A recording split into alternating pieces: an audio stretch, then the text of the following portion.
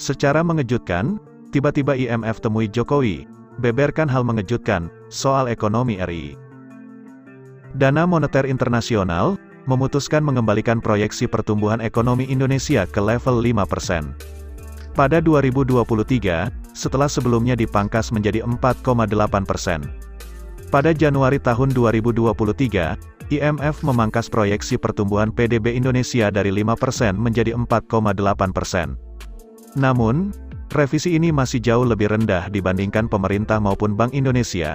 Dalam APBN 2023, pemerintah menetapkan target pertumbuhan pada tahun ini sebesar 5,3%, sementara Bank Indonesia memperkirakan pertumbuhan ekonomi domestik akan bias ke atas dalam kisaran 4,5–5,3%. Meski lebih rendah, ternyata proyeksi IMF berada sedikit di atas Bank Dunia, yang memperkirakan ekonomi tanah air akan tumbuh 4,9% tahun ini.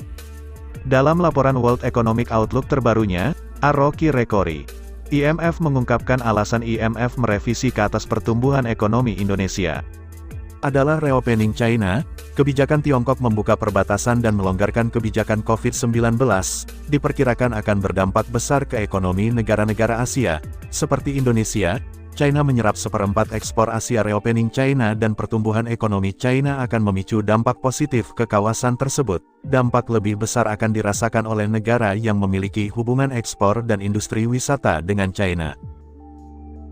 Bagi Indonesia, hal ini adalah kabar baik. Pasalnya, China adalah mitra dagang besar Indonesia.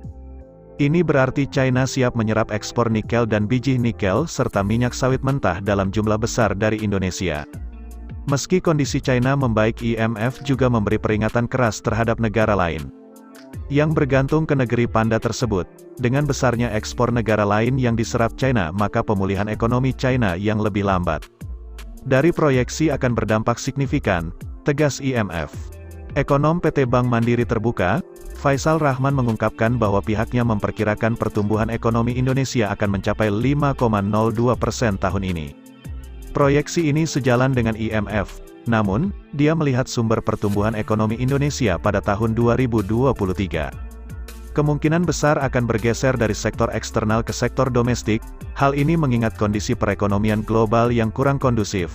Kegiatan ekspor terlihat melemah seiring dengan perlambatan ekonomi global, terutama di AS dan zona Euro, tetapi pembukaan kembali ekonomi China dapat mendukung permintaan eksternal. Sampai taraf tertentu, paparnya mendukung perkiraan ini.